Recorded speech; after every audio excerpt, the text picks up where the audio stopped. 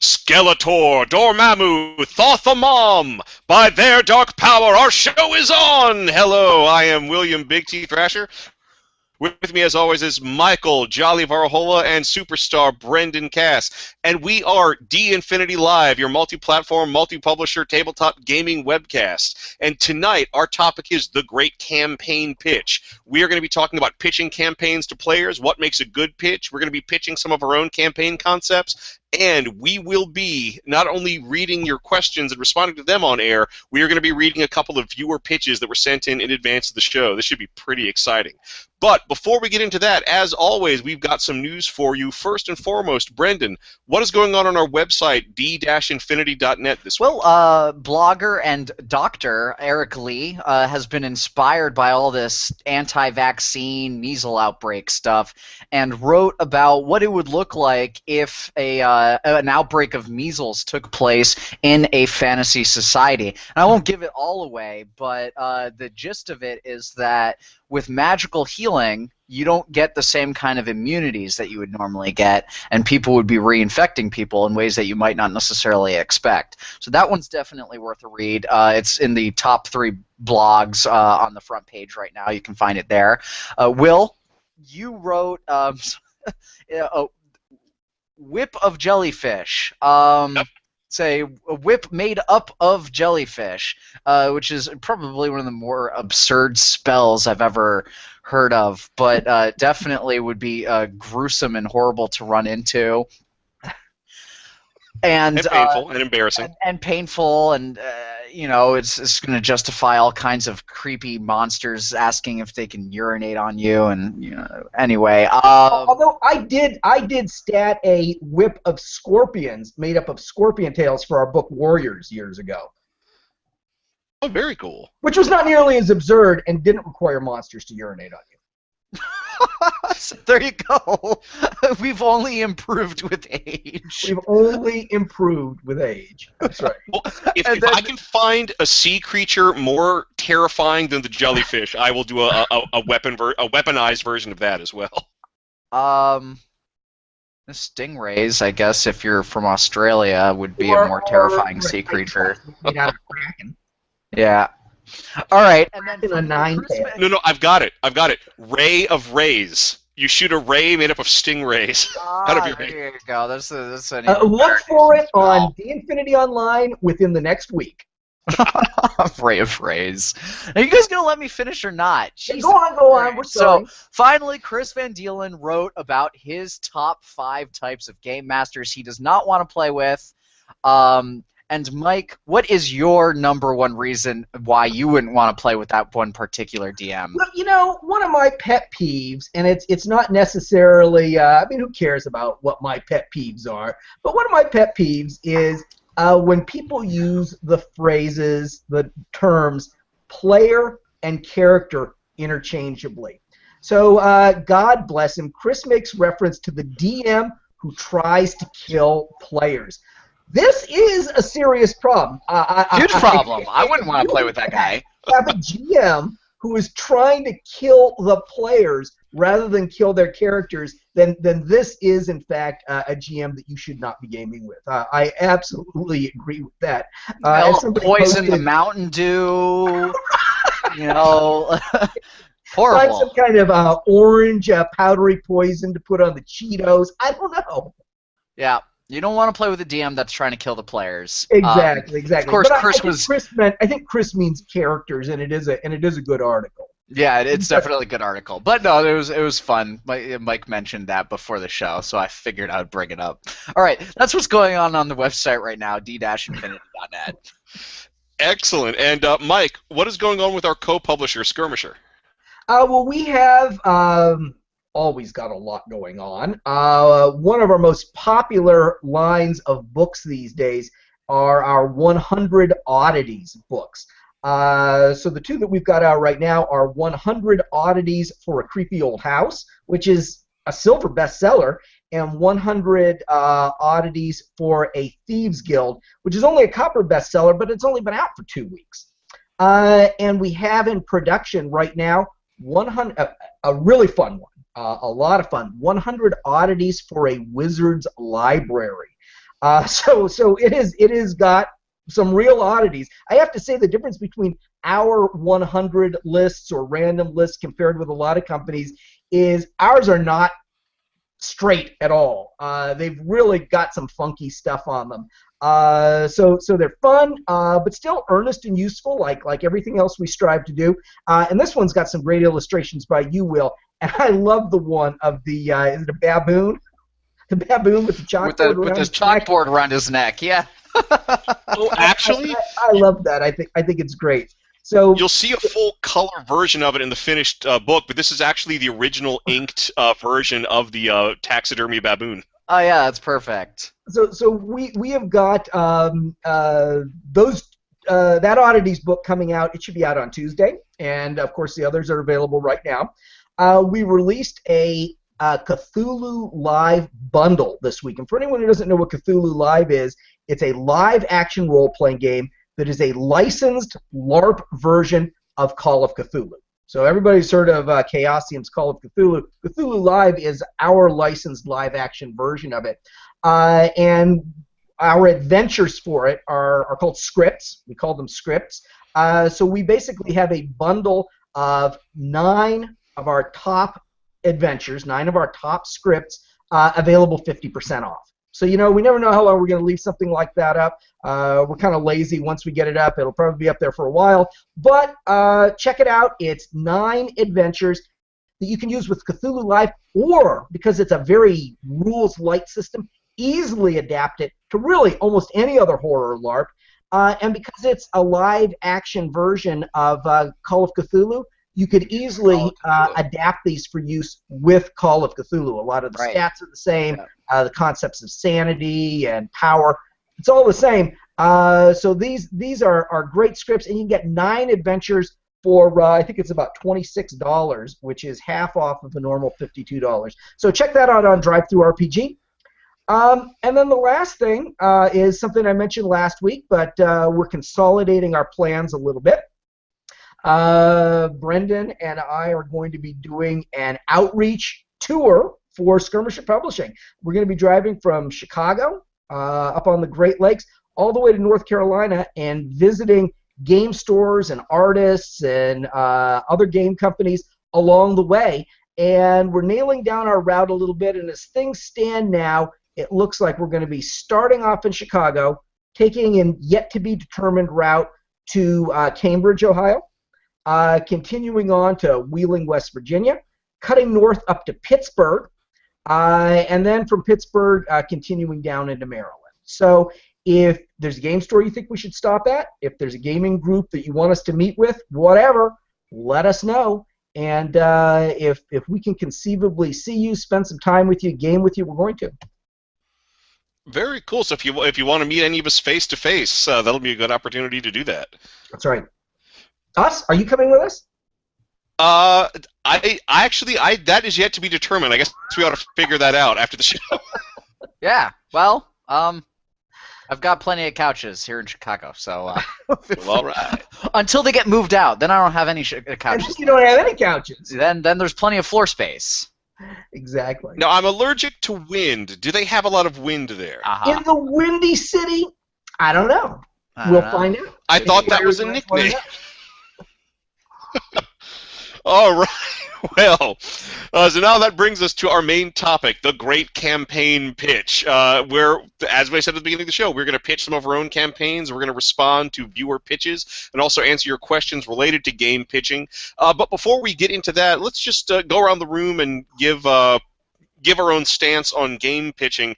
I have to do a lot of game pitching. I organize a lot of gaming events at conventions, Origins, Gen Con, Comic Palooza, which we've got coming up soon, and that's a good chunk of what I do is just pitching campaigns, because when I organize these events, I've got to submit information about them to the convention organizers, which include a description, and that description I'm sending in is going to be a pitch, because when it comes down to it, all of my prospective players for those events, all they're going to know coming into my event, and the only space I have to make them want to play in the event is the 120 words they give me in the event catalog to describe the game.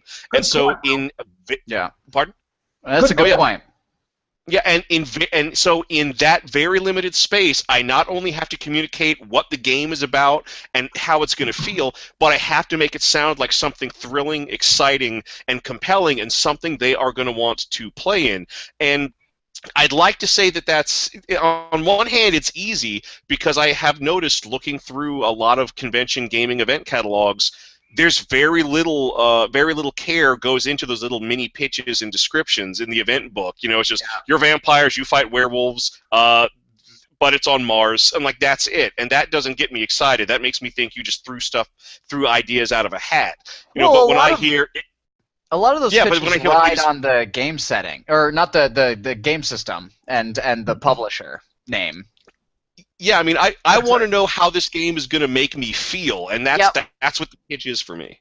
Right. Yeah. How about you, Mike? Yeah, it's kind of funny. When you say campaign pitch, people really see that, perceive that through their own lens. You're talking about pitching something essentially to prospective players via a convention book. A lot of our readers who posted about this were talking in terms of, well, it depends on whether I'm a player pitching it to my GM or I'm a GM pitching it to my players. I automatically think, okay, I'm trying to pitch something to a publisher and get them to publish it, or somebody's coming to me as a publisher and trying to convince me that I should publish it. So it's funny the different perspectives people bring to that. So I thought in terms when I was writing my sample pitch for today, okay, if I was going to someone who I wanted to get to publish this, what is it I would try to say to them? What is it I would try to emphasize to them? And when we're listening to other people's pitches today, that's kind of how I'm going to be looking at them. Okay, I'm a publisher. Sure, it's important if it's going to be fun to play around the table, but I'm looking at it from other points of view too. You know, how long will it take to develop? Can we support it after it's out? Etc. So that's interesting. We're going to be looking at a lot of pitches, and we're all going to be commenting on them from our own points of view. But my point of view is that of a publisher more so than anything else. And I think that's valuable that we all have different perspectives. It makes us good judges, at least. Mm-hmm. I think my perspective on campaign pitches, and I run a lot of games, so probably more than I play. Maybe it's because I'm a control freak. I don't know, but I definitely run games more than I play them. So a lot of it is kind of like Will's saying, pitching it to the players and seeing if they're going to be interested. Because getting that player buy-in definitely is what can make even the best campaign pitch or the best campaign concept go south, as if you don't have that buy-in. So you have to make sure that you word it in a way that your players are interested. And then also, and this is my own personal lens, just like Mike was saying, you know, I do a lot of promotional posting for the sorts of things that are being written on the Infinity website. And some of the things, like, for example, Clint Staples has his own campaign setting that he's been developing, his sci-fi campaign setting. And on Twitter, you only have 140 words. So how are you going to get... Characters. Characters, right. Sorry, not words, characters, even fewer than that. So how are you going to get an entire campaign concept across in 140 characters in a way that's engaging enough for people to click and read it? Because I think gamers, just because they love to talk about the things they've come up with, they love to talk about it with each other. Gamers, if you're at a game store, will talk to you about stuff they've come up with, even if you don't know them. I think gamers are pretty jaded about the whole thing. You know, they're always looking for an ear, and it's really hard to find one. So you have to put in a lot of effort and use as few words as you possibly can, pick them really well to get someone's attention. Mm-hmm. Yep. Yeah, and that really is a lot of what this is about. It's hooking someone's attention and then hoping that the campaign can actually keep that attention once you have it. Yep. Well, gentlemen, do you want to go ahead and get into some of our... Yeah. All right, who would like to go first? Mike. Mike wants to go I'm first. still futzing with my lower third. Okay, if you're while Mike is futzing with his lower third, and we will leave that to you can interpret that however you will. Then I'll go ahead and do one of mine. All right. So the campaign we're gonna call it Summerhaven. This is not fantasy. This is a game set in the modern day in the community of Summerhaven. And Summerhaven is a very special community. It is a retirement community for superheroes. Everyone in this community is a superhero who has retired. They are too old. They're starting to get worn out, and they just want to sort of settle into a nice, quiet life. But being superheroes, their needs are a bit different than everyone else, and that's why this community exists. So you will make a superhero.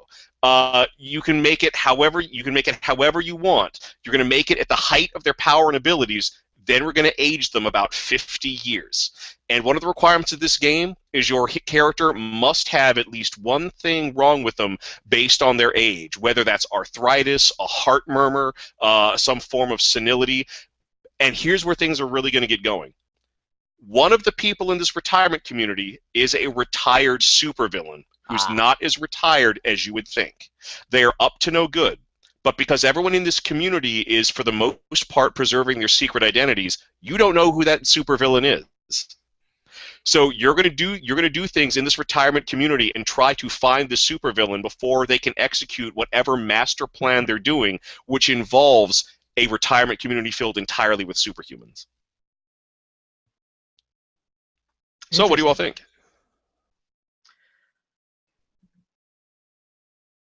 Mike looks like no he's gonna comment? say something. No, there's definitely comments. Mike, are you going to say something? Yeah, well, you can go first, Brendan. Okay, sure. All right, so let's see. Well, it's definitely different. If different is what you're going for, then you definitely win style points there. I think it's a fun concept. My only issue with the concept, albeit it's not a huge one, is that if you're the one supervillain in a community full of superheroes, even if they have bum knees and heart murmurs, if you can shoot lasers out of your eyes, and there's enough people that can shoot laser out of your eyes, how are you going to get away with it? I guess you'd have to be very, very clever with that villain, because otherwise the conflict with enough superheroes around might not be big enough. Well, there's two things in response to that. One, my favorite villains are the ingenious plotters like Doctor Doom. So this is a villain with the kind of sinister intellect that he or she, or even it, depending on the nature of the villain, can pull off this level of secrecy while working behind the scenes. The second thing is the supervillain is only one of the things you'll be dealing with in the game. You may, for instance, have to deal with corrupt people who work for the retirement community. We've all heard horror stories about things that have gone on behind the scenes at a lot of old folks' homes. That will be a factor in this game. You will also with young heroes who might come into this community to try to get advice or mentorship from you. You may also have to deal with up-and-coming supervillains who want to make a name for themselves by infiltrating this community and taking out one of the 1970s top heroes who retired with a big reputation. Yep. So the central conflict is with this hidden major villain, but there will be other conflicts that will be weaving in and out of the campaign. Gotcha. All right. Well, that'd be I think the concept itself is brilliant because I haven't seen anything like that. I haven't seen anybody else do anything like that. I mean, the themes of aging are something that I've explored a little bit in my own game development. It's funny you should mention this. I was just thinking today when I was mulling about stuff that is not adequately handled, say, in the D20 system, which is it gets a paragraph in the DM handbook. And actually, it's completely counterintuitive because as you age, your, say, wisdom increases, right, and things like your ability to spot things and hear things would then thus increase. But as those of us who age know, your ability to do those things dramatically decreases, doesn't incrementally increase. So I think it's brilliant from that point of view, Will. I would say that it would definitely have its limits for a couple of reasons. It would be great for a one-off. it would even be great if you did the aged versions of people's characters once a year. Jump into the future 50 years. It can be fun. I don't see doing it every week or every game session. I think it would get pretty dismal after a point, because aging sucks. It really sucks. And even at my age, the older I get, more shit goes wrong every year. And the idea that I'm going to play a game about somebody who's even more messed up than I am, I just don't see doing it. It would be fun, like for a one-off or periodically, but I can't see doing the decapitated old fart thing like as a regular campaign. Well, this you're younger than me, campaign... so these things are more amusing to you and less depressing. Well, that's one thing to consider, is that when I design a campaign, I design it with an ending in mind. This is not the kind of this is certainly not the kind of campaign that you would just play and play and play until it peters out. There is a definite set endpoint the campaign would be moving towards, and if we're playing like every weekend this campaign, it might be wrapped up in 2 to 3 months, if not faster, depending on how things play out. And I can see that having a lot of value. Yeah. And as publisher, I would publish that. Oh, very cool. Good to know. So don't All go, right. Well, do we want to do another? Okay. What's that, Mike? I said, don't go trolling around to someone else with that. All right. No. That's copyright me. We'll keep it internal. All right. So, do you guys want to do another internal pitch, or do you want to go for something from the audience? Why don't we shake it up a little bit? Yeah. Why don't we do one from the audience and then come back to either me or Brendan, and then keep alternating like that? Yeah. All right. Well, this one was submitted by Jack V. Butler Jr. This campaign, and he submitted quite a bit. We could talk to him, Mike. We could do a book of just his campaign concepts. Pitches. We could publish his book of campaign pitches. We ought to talk to him about that. Oh, absolutely. But this is one of his campaigns, which stood out to be OSDT, the Office for the Suppression of Dangerous Technology.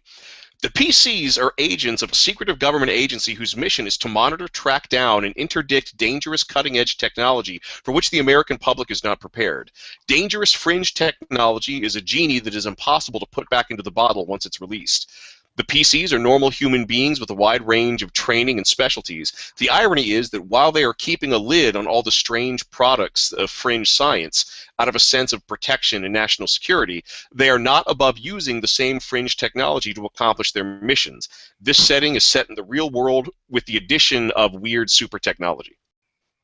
Okay, well, I already know immediately that if the GM intends me to play the party that is stopping this fringe technology from making it, I can't do it.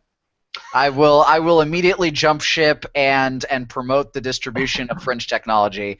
I'm an early adopter. Consider myself very technical. Work in a technical field. That's just me personally. So if a GM pitched that to me, I would have issues with that. But that's I think. I am a supervillain, but I think that's an important little tidbit, is that when you're pitching these things to your players, first off, I think the concept is very cool, so I don't have any problem with that.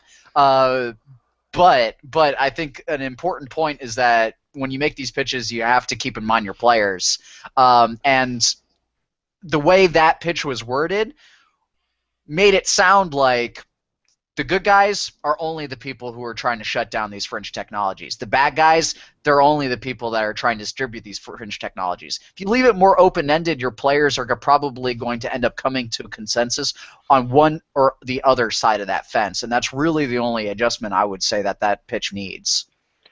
That would be a cool development. I really like this because, as far as the concept is concerned, I love secret agents and I love gadgets, and it looks like this game would have quite a bit of that, even if some of the gadgets were like impossible, crazy big technology. The other thing, this gives me kind of an anchor point, because I do feel like you do need some aspect of the familiar to help bring you in.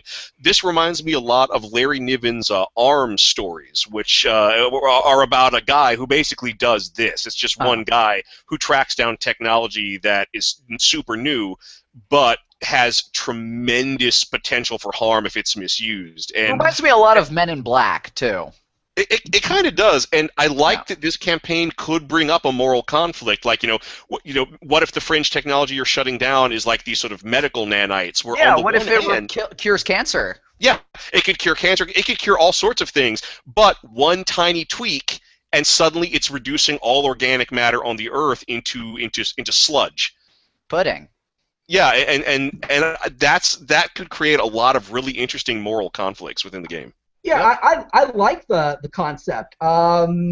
It's very reminiscent of any number of television shows that have been out over the years. There's a wonderful one from, way back in the day, from the 80s called Friday the 13th. Nothing to do with hockey masks or machetes. It's about this group of people who travel around the country finding cursed artifacts and locking them in a vault. So it's very reminiscent of that. It's very reminiscent of Warehouse 13.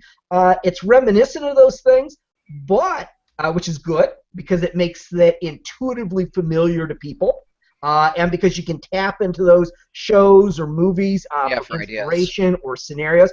But it's not somebody coming and saying, "Wow, I have a great idea," and telling you that you're supposed to buy a license from Warehouse 13 or Friday the 13th or something like that. And there's a lot to be said for that, to have something that is both familiar but genericized enough. As a publisher, I appreciate that because you're not going to get a license for some of these things. And if you do, then the 1,000 copies that you sell in the lifetime of this fairly esoteric thing is not going to pay for the damn license. So I like the concept, and I like the way it was presented. All right. Well, Mike and Brendan, who will be sharing a pitch next? I can go. All right.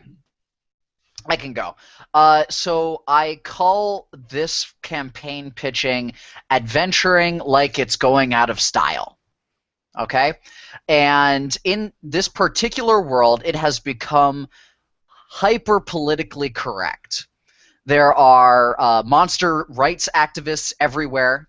Laws have been passed that have outlawed adventuring, and the dungeons and caves, etc., have been they're guarded by the government, by the military. So this is a campaign setting, a fantasy campaign setting with a twist. So the players are either the last of a shrinking number of adventurers who have to either fight the government to continue their adventuring passion or sneak into places like ruins and things like that, or they are part of the organization tasked with hunting those adventurers down. And anyone in this community with player character levels sufficiently high becomes suspected adventurers. Or are suspected adventurers and end up becoming investigated, a la, totalitarian governments like, the Maoist communist government or Stalin, etc.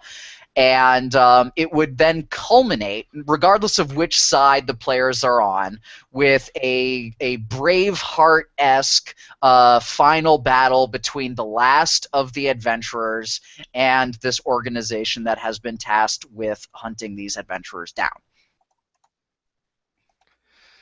Huh.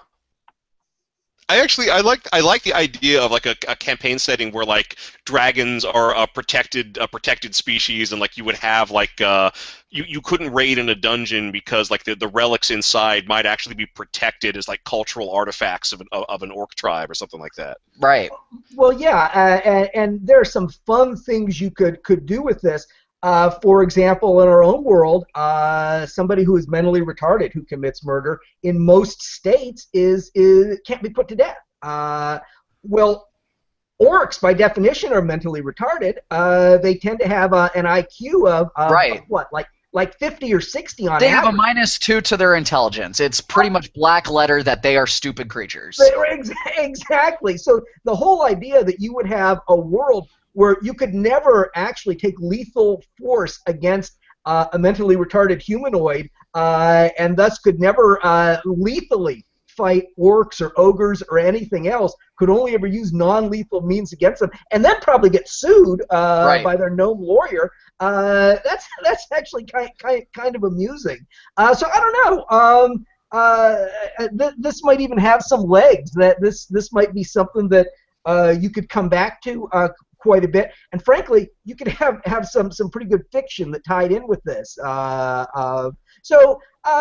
I don't know. I don't know that I'd want to play this. I could play it a year. I could play it 2 years. I don't know that I could play it 10 years. I could see publishing it. I could see it having some legs and being something fun to play around with. Well, Brendan, I've got to ask. This concept, clearly a lot of it's built around things that have happened in like real world politics and law.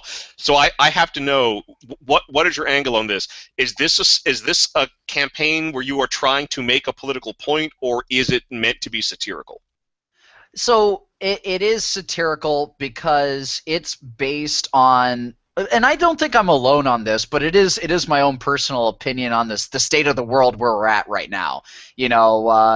Everybody's suing everybody else. Things are the sorts of things that become banned are kind of silly. For example, I lived in Montgomery County, Maryland for a while, and for better or for worse, they passed legislation which banned trans fats. I remember that. Yeah, they banned trans fats. So you couldn't serve if your restaurant recipe had trans fats, you couldn't serve it. Everything was being done to protect people from themselves. It's the PRM. We've got Republic of Maryland. Exactly, the People's Republic of Maryland. It's definitely a totalitarian communist regime, and they can make it that way. They do. Yeah, and then we've got, expanding government surveillance, the increasing militarization of the police. So yeah, it's supposed to be satirical. People the NSA is headquartered there, possibly not coincidentally. Probably not a coincidence at all. So people are supposed to feel how silly the whole concept is because they've been playing D&D for long enough, adventuring, slaughtering monsters just because they look like a particular monster they're not fond of, and then to be in a campaign where that's all illegal should feel absurd to them. It should feel strange whether or not they're the adventurers or the party that are hunting them down. And the whole time through, they should be sort of snickering and second-guessing themselves and asking themselves, why would the world ever be like this? And my hope is if it ever became a real thing or they read it, they played it, they would think to themselves, you know what? Why is the real world like this? Now that said, I think it's what you're describing is a nice counterpoint to just the wanton systematic slaughter that you get in a lot of games. And that disturbs me to just see the level of carnage, even though it's just characters on paper. Right. Just to see the level of just slaughter and lack of regard for life that people express in the context of a game. So I'm not there's on some level less absurdity to this than you're possibly suggesting. See, you'd be part of the group that hunts the adventurers down. I don't know, but in the game I probably would be. I do always end up guilt tripping my players for kill first, ask questions later. I tell them about their children and the families that the whatever person is leaving behind after they've been murdered. Let me ask you a guilt question. Do you remember the adventure that I ran for you and your dad and a few other people, where you battled this half-troll who lived inside a ruined castle and actually invaded his home, yes, beat him within an inch of his life, yes, and then when you were going to give him the coup de grace, he admitted that the only thing he really wanted was to see a production of, I think it's Aristophanes' play, The Birds, and you pitted him so much that you built costumes and props and did a presentation of the birds for. And we didn't kill him. He was like a retired soldier He was like a retired soldier that had been given that fort as part of his severance package or something like that. That's right. But he was a half troll, so he was fair game. Enter racist murder hobos. And also, there was that gnoll that had taken up residence within his cavern who had been harassing us. But the troll was too big to get into where the gnoll was hiding and excise the gnoll.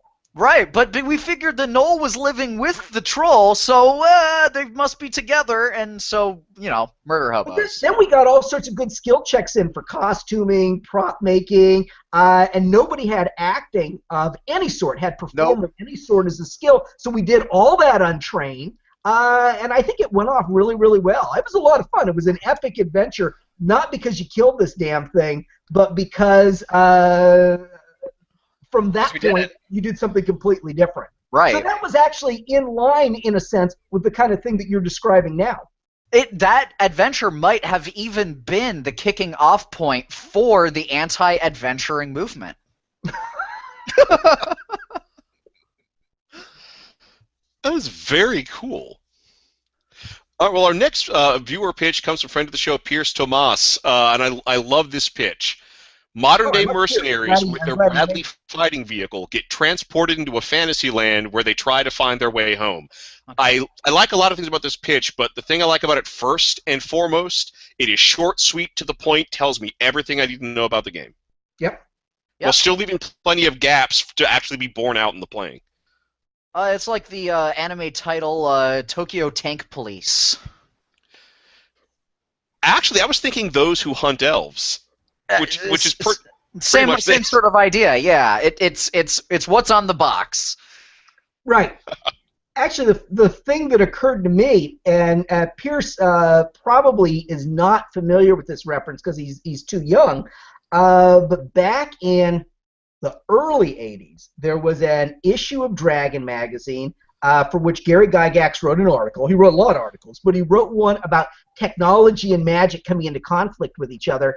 And the example he gave was a bunch of World War II German soldiers, Wehrmacht soldiers, Nazi soldiers, who in their half-track ended up going into a fantasy world and battling a bunch of orcs and a troll. And he describes all that. So it's kind of funny. It was compelling then, and as you know what's funny, Mike, is that you mentioned the 80s. Right. That's why this is funny, because in the 80s there was this whole slew, and I think all your good franchises did it. Battlestar Galactica. Oh shoot, I'm spacing on some other examples, but I'm sure I could find some. Battlestar Galactica being one of them. There was this whole slew of TV show spin-offs in the 80s where you took some kind of fantasy setting, and then you took the characters and you put them in 80s LA.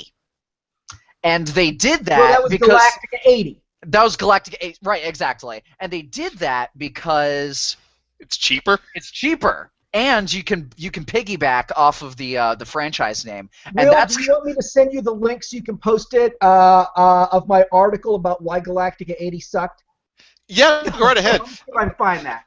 Yeah, Mike, you did. Also remember Beastmaster 2 through the Portal of Time? Yeah, Beastmaster goes to LA.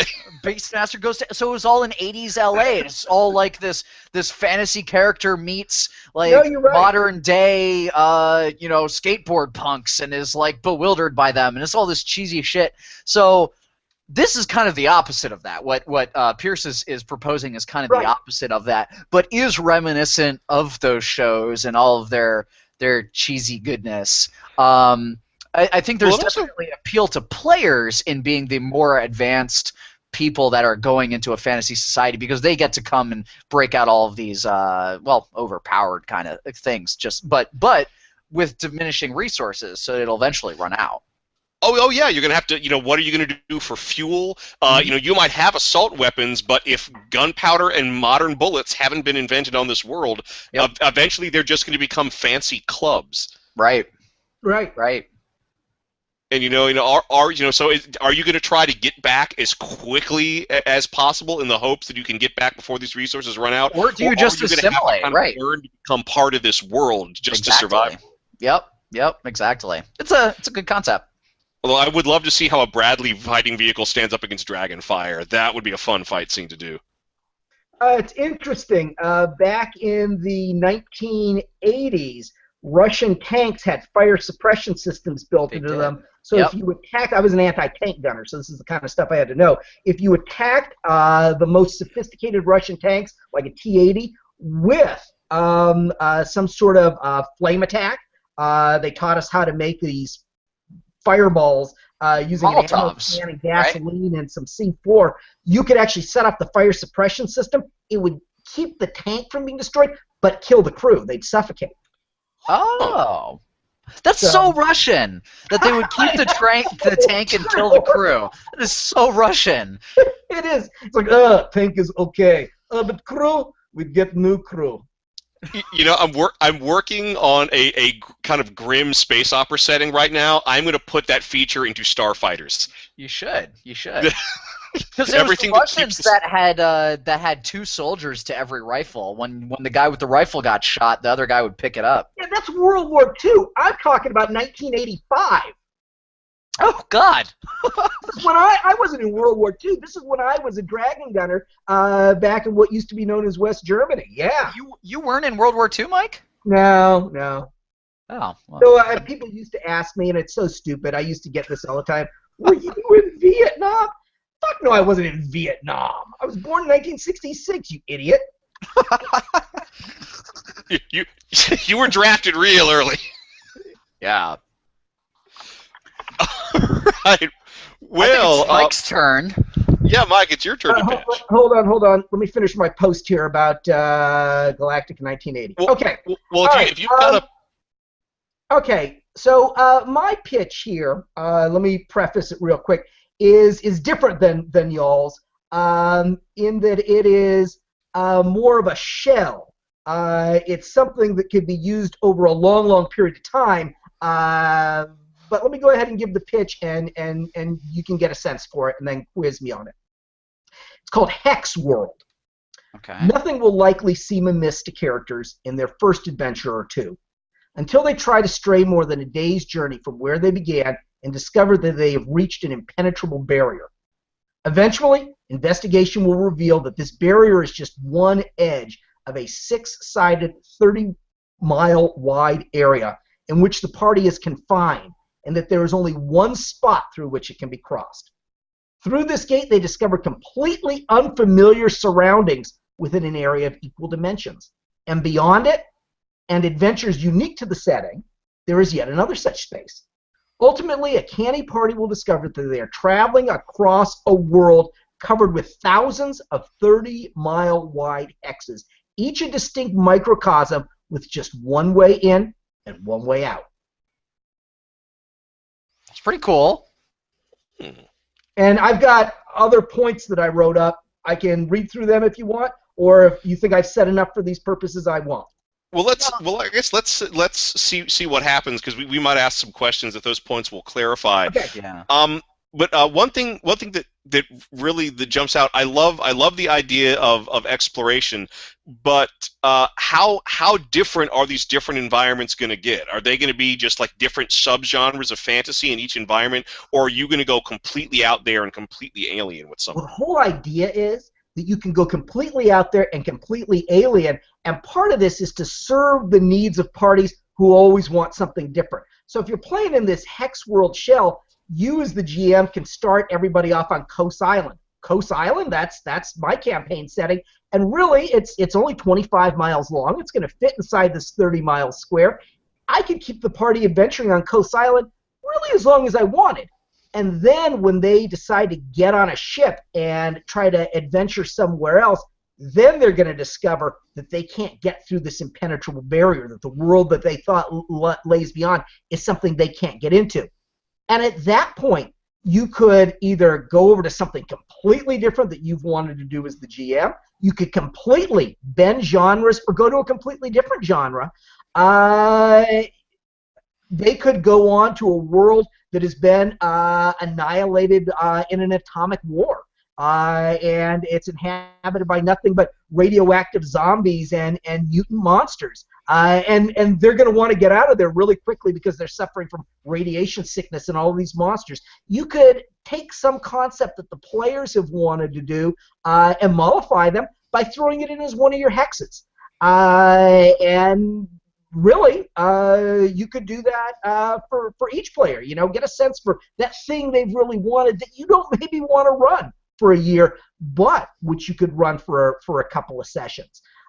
So it's very meta in a way. This That's concept. what I was going to say. It's a The very, whole very idea of the hex meta is very campaign meta. concept. Right. It's a meta because it's like the game board. Right. Right. Right. And then eventually, maybe once the characters are 20th level or 21st level, I'm talking in D&D terms. This could be for any system. But once there's some super advanced level, maybe then they could come into contact with whoever's created this hex world, which is presumably some super advanced society which has created it as an experiment or a menagerie or a museum or for entertainment purposes. Who the hell knows? Nobody's going to know that. Until they've gotten to a certain point. And this is very reminiscent. I think my inspiration for this is really Philip Jose Farmer. He was a big author, mostly in the 70s, 80s, and he wrote a whole series of books called The World of Tears, which is about these super powerful people who create their own worlds. And the River World series, which is similar in concept. So this is very, very suggestive of Philip Jose Farmer and what he's done. That wouldn't have to necessarily come into play. It could. If people take technology out of one area, for example, and move into another area, how do you address that? Well, maybe there are regulators that would then come down and try to either confiscate or destroy the items. Maybe they degrade after being taken through one hex. Whatever. Who knows? I think some portability would be fun, but then some limit built into it would be necessary. So it really would allow you to just get a lot of variety in. Well, it is very flexible, and I like that. It is very meta. In fact, it's so meta that for a second I thought, because you were talking about having a terrain that changed drastically, I thought you were describing Settlers of Catan, the RPG.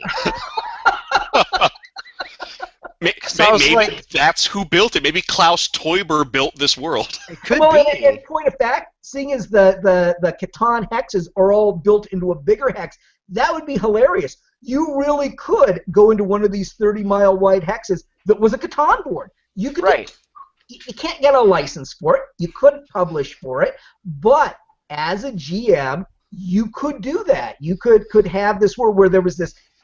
All these little hexes within your bigger hex, and you'd have your desert with your bandit and your forests. Yeah, sure, absolutely. That I didn't even think of that, but that would be hilarious. Yeah, I was thinking a good session. It would be. It wouldn't have legs for a campaign, but it's a Hex World session. It is absolutely a Hex World session. It's a good campaign setting, Mike. I'm just imagining when the thief moves, and just imagining this massive black cylinder slowly descending over one of the hexes, and the hex gets harvested by this cylinder. Oh, that is very cool. Thank you. It's something I've our next pitch for a while. I just put it into words today. Yeah, that is a really cool idea. We got to play around with that some. I'm thinking about that. Yeah. Well, our next pitch comes from Clint Staples, a frequent guest on the show, one of our many collaborators, and one of the authors on the 100 Oddities series. And his pitch ties in with the Knights Marshal of the Commonwealth setting that he's been developing. So here is Clint Staples' pitch. The year is 831, and humanity fares amongst the stars. The Commonwealth is a vast confederation of worlds and races bound by the shared commitment to security in a hostile universe. The Knights Marshal, founded on the creed of the first of our order, the first of that name, patrol the furthest reaches of common space and beyond. Swords set against the forces of entropy, avarice, and corruption that would unmake us. Though we are few on the edge, we are the law. Nice. I'd play it. What I like about that is even when I read it before the show, I just imagined the opening text crawl of Star Wars. Right. With that text. Well, I will give full disclosure, and I will say Clint gave me this pitch like a month ago, and I told him I'd publish the damn thing. So I was already sold even before the show. Clint gave me this pitch. He sold me on it. I think it's great. I mean, what is it? It's basically like, the Arthurian knights or champions of Charlemagne who are going out into this wild, dangerous world and by force of their moral authority and sword arms, battling dangers. So it is the whole idea of knights errant in the Middle Ages. Yep. That he's put into a sci-fi setting. So it's intuitive, it's fun, you got a lot of things you can play around with, you can really draw on Frank Herbert and Isaac Asimov. There's just a lot of great stuff you can do with it. So I think it's a lot of fun, and I think we're going to have a lot of fun with it. And he's taken a lot of this Knights Martial stuff and statted it for the Bash setting at D-Infinity Online. So go to d-infinity.net and see some of the things that Clint's already written and posted about this. So yeah, I give it a thumbs up. And it's it's got a lot of similar themes, I think, to the Spectres in the Mass Effect franchise, which is a video game franchise by BioWare. They're the same people who pulled together Baldur's Gate. They made some of the best like D&D conversions into video games, and I think they did a really good job with their storytelling. So folks who liked that, I think, will like Clint's concept a whole lot. And he throws sort of more dark, kind of ritualistic, spiritual, culty kind of things into his, rather than high sci-fi or high technology. It's grittier for sure. Yeah. Well, exactly. The thing that I kind of like, though, is this like law enforcement angle. Yeah. On the out on the edge, we are the law. Simply because I always find it fascinating to see what players do with authority, because players are so used to just going in, killing the guards, take on. The moment you're doing a game where they are the guards, the whole dynamic changes in some really drastic ways. And you can get a really sharp divide. You can have guards just as bad as the people they're ostensibly protecting their communities from. Absolutely. All the way to people bound by these rigid, ironclad codes of honor. There's some real potential. And really, just the material that exists out there that you could draw upon for scenarios or encounters, there's just so much of it. I mean, the Arthurian legends, to a large extent, are about knights going out and trying to enforce the Roman law that was shattered when the Saxons landed in Britain and overthrew, the Pax Romana. So yeah, I mean, the archetypes are there. All right, well, I think we've got time for one more pitch, and Brendan, I think we'll throw that to you. All right. Well, this is a pitch that Mike and I went back and forth on a while ago, and I thought Mike was going to do it tonight, but I wrote it down just in case he didn't. You're a step ahead of me. I don't even know what it is. Well, all right, then so much better. I'm glad I wrote it down. It's called Square World. It's called Square World. You son of a bitch. Well, I gave it a kind of working title called Familiar Shelter. It's a play off of the term animal shelter. And in Familiar Shelter, on the party's first adventure, they do battle with an evil wizard. They kill him, and as parties want to do, they always end up doing this, they ignore the familiar. The familiar is destitute, left by itself, and declares a vendetta on the party.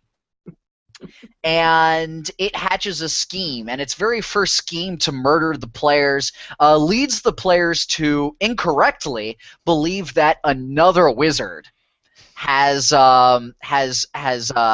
attacked them, and so they go out and they kill that wizard too.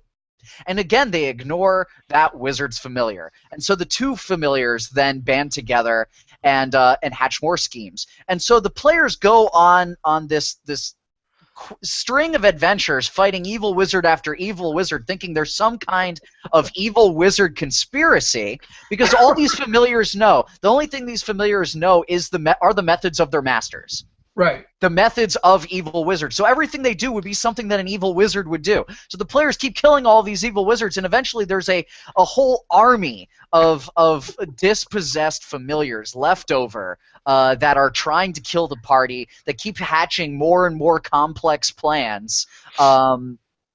And you can keep that going indefinitely, or you could have one final battle between the players and all of the familiars when you unveil finally that this whole thing has been orchestrated by these mostly intelligent toads and newts and bats and owls and things like that have been following the players, and they may even be in plain sight and are just getting ignored because they're bunny rabbits or Right. rats.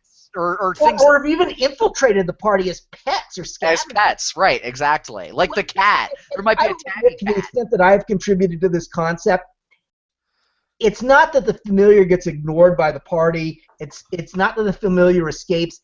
This is one of my failings as a GM. I don't have that many failings as a GM. I run a good game, but I forget about the damn familiars. And then I realize after the game, it's like, shit, I completely forgot about that thing. I should have used it thus and such or so and so. And then I thought, you know what? All these familiars that are haunting me because I've forgotten about them over the years, I just would envision them sitting around this little stunted conference table, all hatefully plotting against these characters that they've grown to despise. So yeah, I envision like a dozen familiars sitting together and coming up with some kind of plot against the characters, and nothing direct. Things maybe even just trying to tip the balance in the adventures that the characters are going on. Yep. Brendan, there's lots of good things to say about your pitch, but the thing that is the best thing about it is you are so excited and enthusiastic about this game. I can tell from the way you're talking about it that if we didn't have stuff to do after this show, you would be down for running this game right now. Yeah, I would totally run that. And that is so important to me as a GM and a player, is enthusiasm in the pitch. You could be describing the greatest epic fantasy adventure of all time, but if there's this betrayal in a kingdom. If you sound sleepy, then no matter how awesome it is, it's not exciting. I love your enthusiasm. And also, I love any game that finds a fun twist on these old fantasy gaming tropes and familiars out for revenge. Yeah, definitely. Yeah, retropification. Mm-hmm. And I'm just imagining it's like horrible things that familiars can do. You reach for your pack to get your potion of cure light wounds, and it's already been uncorked, and the potion's spilled everywhere. Yeah, it's little shit like that. You got to wring the potion out of your travel sack to try to drink it. It's our book nuisances. It's the sort of thing that inspired us to write nuisances. Exactly. It is a nuisances campaign for sure. It is a nuisances campaign. Exactly. Yeah. So. Yeah. Yeah, that is fantastic. Well, gentlemen, I think we've had an awesome discussion about campaign pitches, and I think in the future we're going to have to do another episode where we just share ideas like this. I think this is very cool. It was and fun, especially with the ones we got too, which is good. And the viewer ideas were great. Yeah. Pitch we didn't get to read. This is something we obviously need to come back to at some point. Mm-hmm. Oh, absolutely. This may have to be a more than once a year sort of thing too. Yeah. Yeah. Oh, absolutely. Yeah. Right. Yeah. Well, with that, gentlemen, what are your final thoughts? I have a cool one. This is fun, and I'm going to say this to bar owners everywhere. We got approached by I mean Skirmisher Publishing got approached by a bar called Geek Bar in Chicago, and they wanted to set up a partnership with us, and presumably with other game publishers as well, to stock their gaming library, their tabletop gaming library at their bar, so that people who were there buying beers or whatever can squat at a table and play a tabletop game. I think this is a fantastic concept. If you own a bar, reach out to all of the gaming, the game publishers you know, and do this. I know as a principal of Skirmisher, I'll send you my crap. No problem. I'm in this because I want people to see what I've created and to enjoy it. I want them to have a good time with it. And what better time is there than enjoying a beer with your buddies at a bar and playing your game? And what's very auspicious, I mean, and this is almost like auspicious to the level of an omen, is that they just contacted us this week. And as you know, we're doing the Skirmisher Road Trip. We didn't contact them. They had approached us. they're going to be we happen to be starting our road trip in Chicago, where these people are located. So they are the first stop of our outreach tour in Chicago. It's just so just great that we would have heard from someone in Chicago at the very moment when we're planning this trip. Good omen. That is very cool. I really can't wait to see how that develops. Yep. You know, I So suppose there's nothing we do that we don't talk about. So you'll hear. Oh, absolutely. And then I suppose my own final thought. We got an overwhelming audience response for this episode. We got a lot of great pitches in. We also got some phenomenal questions that we did not have time to get to on the show. So I'm going to go ahead this weekend. I will be posting another D Infinity Live bonus episode where I address all those viewer questions. So if you send us a question for this episode, you are going to get an official D Infinity response. So look for that. Cool. Look for that sometime this weekend. That's great. That's great. Brilliant. Yeah, and then Mike, anything to share? Yeah, I'll just follow up with what Brendan said and what we said at the beginning of the show. You know, this outreach road trip of ours is something that we want to start doing regularly. You know, I don't know. What does that mean? At least once a year, but you know, more often than that if we can. So if you're somewhere between Chicago and North Carolina and we can stop and see you and you want us to, let us know. We'll try to make it happen. We'll see what we can do, and look for us at a game store near you. We're excited about this. We're excited about just going out and meeting people and talking to them. We haven't done something like this for a long time, and it's a great opportunity for us. And we hope anyone who likes what we do will make it a great opportunity for themselves as well. All right, well, that being said, I am William T. Thrasher. He was Michael Jolly Varhola, and that is also the legendary Brendan Cass. And this has been yet another edition of D Infinity Live, and we will see you all next week when our special guest will be Lee Garvin, and our topic will be animal player characters. And Lee Garvin, of course, is the brilliant creator of Tales from the Floating Vagabond and Skirmisher's Own The Noble Wild Animal Player's Handbook. So there'll be a lot to look forward to next week's show. Yeah. So, until then, see you next week.